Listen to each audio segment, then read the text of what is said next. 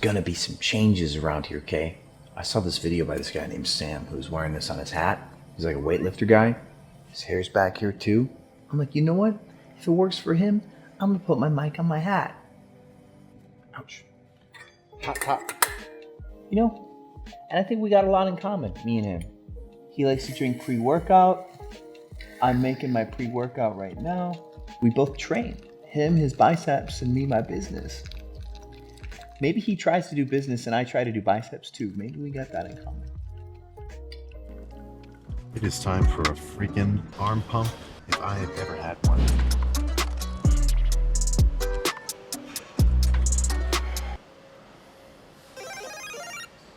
Told you it was a pre-workout. Apparently Airbnb had a glitch last week, like this whole last week, where if you sent a pre-approval to a guest, it would freeze the pre-approval, block your calendar, not charge the payment, then say that the dates are unavailable. And so you can't get a booking. It just gets frozen in time. If this is happening to you, somebody else in my free Facebook group, I think they came up with a hack. They said, redo it as a special offer. So instead of just sending a pre-approval, do a special offer. So change the price by $1. That makes it a special offer. And since it's classified differently, the system doesn't freeze it. So this might come out a little late, but if you still have that problem, try that. You remember that bro science guy that says after you're done doing your workout, you need to take the next 30 minutes taking a swoofy? Love that guy. Never at ease, I don't know a limit. Chasing a dream, I don't know what sleep is. Slithering all the way up to the top. Still with courage, I'm doing the service. Pull up to the crib, I'm equipped with the brushstrokes. My last Zoom I did with students, I actually put on YouTube. I do them every Saturday for 4 hours. And I wanted you guys to see what it would be like to have to sit with me or have the privilege of sitting with me for 4 hours to have questions answered.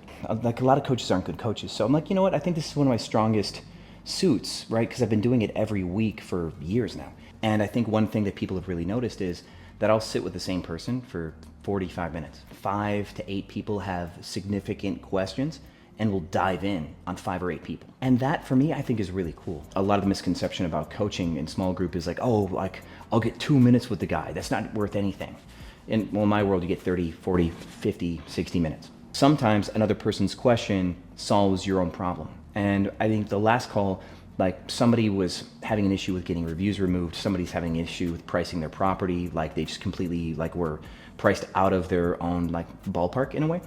And those are valuable like examples, even if you treated them like metaphors. Maybe a lot of you guys have a problem with properly pricing, so watch that video where, you know, I spend 30 minutes with somebody who's just priced too high.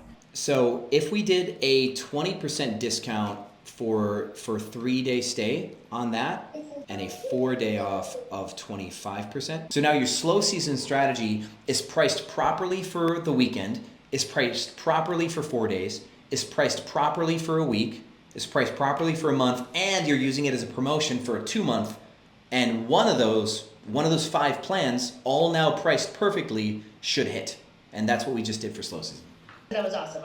And with that said, that's why I have 2 computers, because sometimes I work so hard that even computers can't keep up with me. ADHD life. I need just a few more things so I can get the photos done for these 5 units. And yes, it's a Saturday, so I'm doing different stuff than normal. Normally Monday through Friday, I'll day trade Tesla and I'll edit or write some of my books. I confess I have 5 unfinished books I'm writing. But I also just completed 3 mini books, like ebooks. So I just wrote those and I've got 5 more books I'm still trying to finish. And one of these books I'm writing is actually about pricing strategy.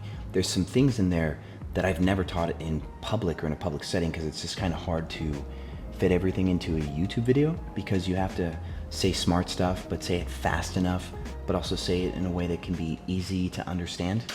You know? Interesting thing about my pricing strategy for apartments, very different from houses, where I recommend raising your prices for houses last minute, right? Because other hosts might cancel a home and somebody gets stuck with you.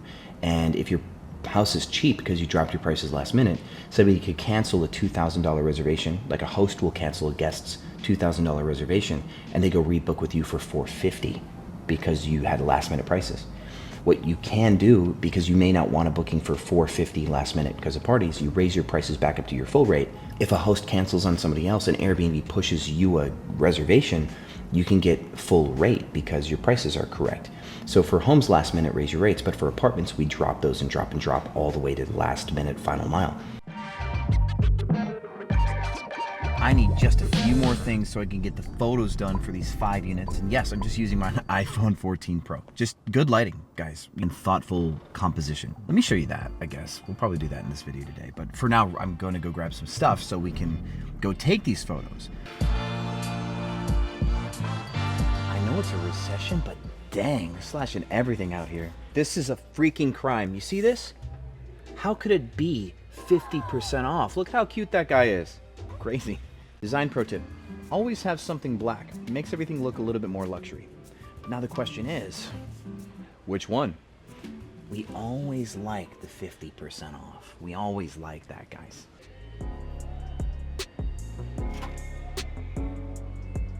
Smooth 18 bucks. Doable. Matchy matchy, double up. And no, the something black cannot be a garbage can. Get it together, guys. If you need to accent your vertical space, hanging plants where you have tall ceilings absolutely works. I'm gonna buy these for a future video so we can actually do that. I'm gonna show you how to do that. Grab a couple of those.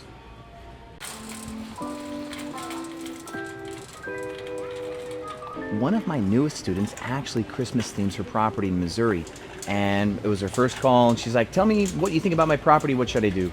And she was booked all the way through like January 3rd. So what I told her to do... Well, I like that you went with the Christmas theme. That's going to be great. Now, the thing is, if you're completely booked through Christmas, then you should now change those photos back. Yeah, makes sense. Yeah. To change your photos back or reorder them so that way the Christmas ones aren't first, considering all of our next reservations are going to be after January. Place looks super cool. I'm like, everybody who's booked for Christmas stuff is going to see that when they arrive, so you no longer need to market it to new bookings. Change those up. That led to another question, which is whether or not it's worth it to Christmas theme. And one of my other students who asked that question does like private rooms mostly. He does some whole home, but a lot of private room. In the case that you have a lot of private rooms or small apartments where you're 1 or 2 people traveling, I don't think Christmas theme works so much. This is just my opinion, but people who are alone on the holidays may not want to see all that glam and all that holiday decor and all that cheesiness. But a family of 6 who's traveling for the holidays to use your whole house, they're like, yeah, let's stay in a Christmas Airbnb because we're a happy family. Not all of us have had happy families. So I think Christmas theming your property is good if you're nailing the family market. So southern homes where you have your typical Christian family, sure, go for it. Otherwise, I don't know. It may not be worth the money spent to temporarily be Christmas themed. But Halloween, psh, everybody loves Halloween. Do it. Do it.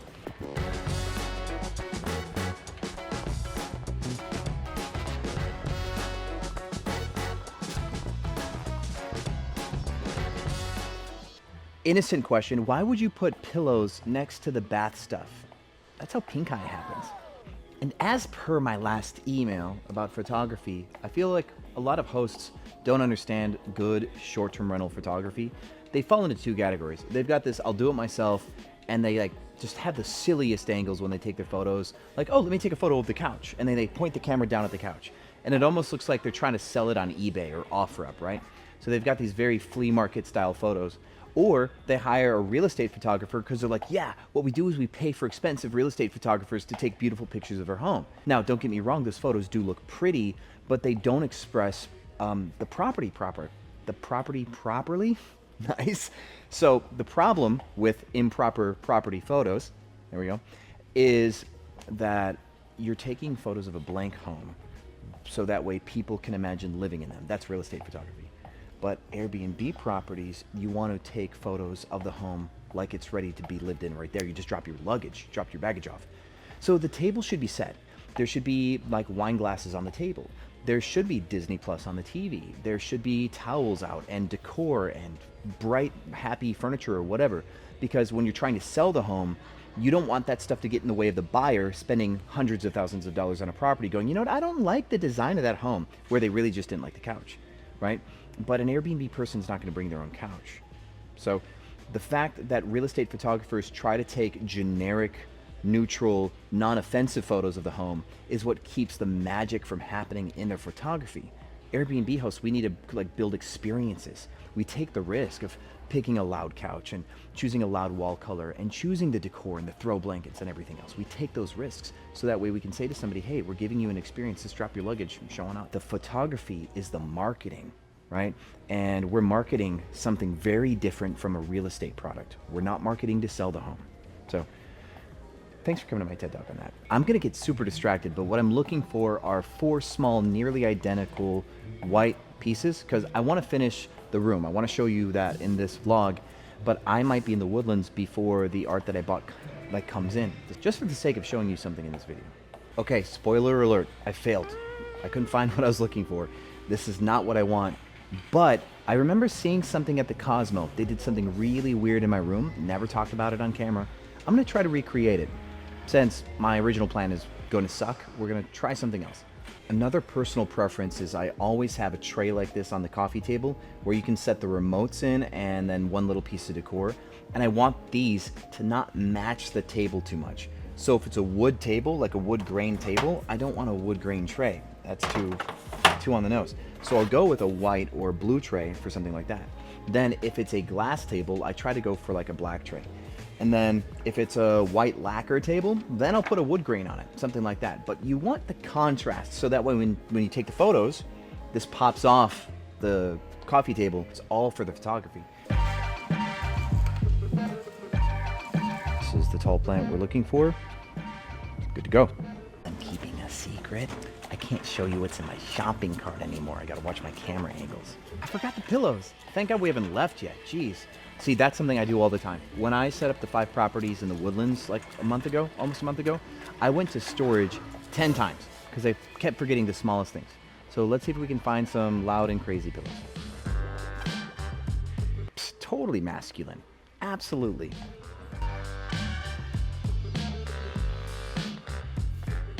There's just so much stuff here. So much stuff. The pillows for the purple room could be totally femmed out, like pink and glam champagne, right? Or they can be neutral enough that it doesn't say overly feminine. That way, if a guy decides to book, we're cool. But yeah, that's the question. Do we like abandon any hopes of a male booking that room? We're gonna buy both and see how they look, see what works, right? Buy both, split test, see what works. It's not quite black, is it? It's not as black as black could be. It's like a charcoal. Still cool.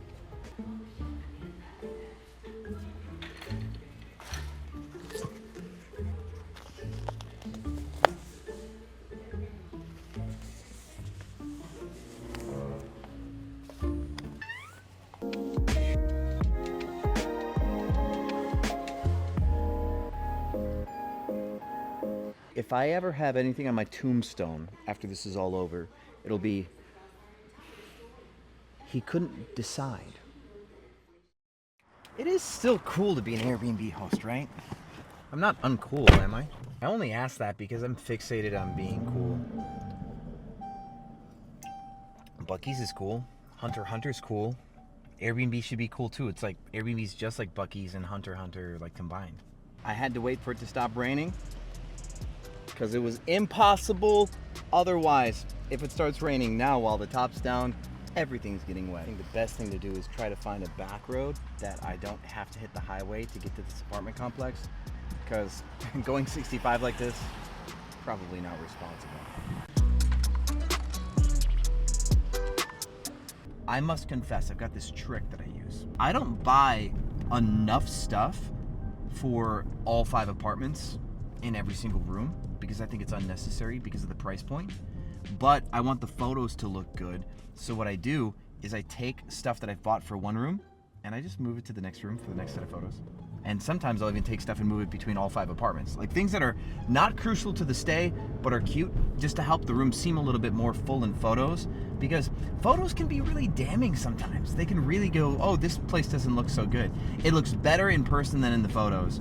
And so having props lets you spice up photos in a way that might be materially consequential to their experience, but it's still better marketing. So yeah, you guys can string me up for that one, but I've been doing that for years, like 5 or 6, and I don't have people complain. There have been some things that I've learned my lessons on that if you remove them from the listing, then they were in the photos, like people will get super upset on. Like if your listing shows that you have coffee, make sure you refill your damn coffee. But things that are materially important are if you advertise you have Disney Plus in a photo, or if you have decaf coffee and tea or hot chocolate in your coffee station, or If you have 4 king-size pillows on the bed and somebody shows up and you've got 2 little flat queen-size pillows, they will feel duped on stuff that the photos made promises on.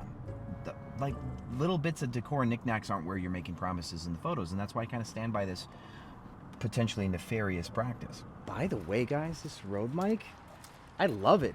I don't have to turn on and turn off mics and handle wires all the time, and I wear hats anyway. It just works.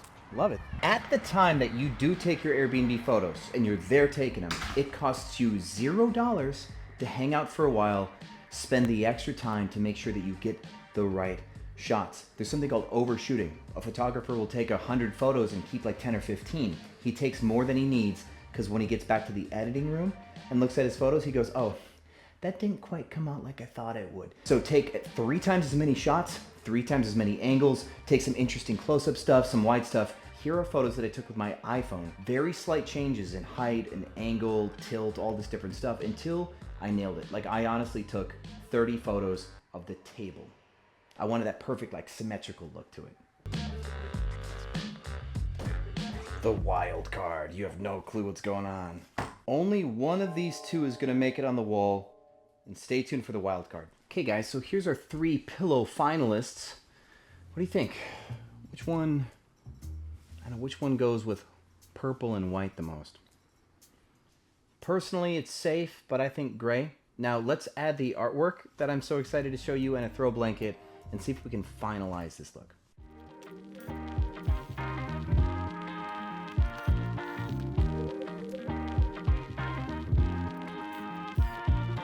Also, a wild cool fact, we listed this property last night unfinished. Took some photos but dropped the rate for today real low so we could start to get some bookings based on price alone. We have a booking for today and I haven't even uploaded these new photos yet. That's awesome. So I gotta make the bed. I'm putting a duvet cover on. Let me see if I can show you the fastest way to put on a duvet cover because we're here doing it anyway. All right, friends, first step is to turn the duvet cover inside out and then lay it on the bed like it's a sheet. Next, take the duvet and lay it on top of the duvet cover, lining up the corners on the side that does not have an opening.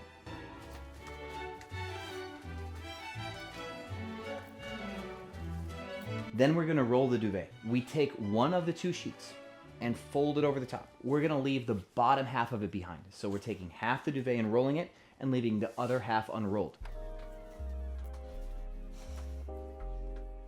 It's gonna make sense when you do it. In a way, you're turning it inside out again. And by rolling the top one, you're gonna get closer and closer to the back of the duvet. You're gonna reach through once you get to the end and grab the corner of the duvet cover and the duvet and pull that through on one side, copy that on the other side.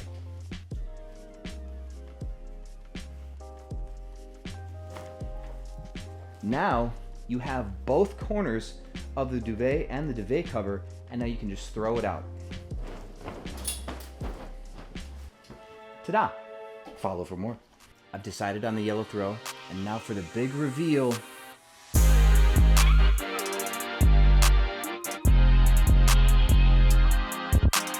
Let me explain. We got the 4 photos, right? 3 are women. There's a whole beauty sexuality thing, and then I cut it with the horse. They did this at the Cosmo. They had 5 photos which were highly suggestive, mostly. One had actually exposed breasts, and then one was a back with tattoos, all flexing and all this stuff. And it was this very erotic in its direction. But then they had a dog with swoopy hair like this, just to kind of cut it with some humor. So that way it wasn't so much oh, we're just trying to push sex the whole way. The room was very sexualized. The Cosmo, I think they do that with a lot of their rooms. Cool. But cutting it with that horse or the dog just takes a little bit of the edge off. So I decided to try to copy it, and I actually like it. What do you guys think? Thank you so much for watching this video. It means a ton. And as always, I'll see you on the other side. Hi.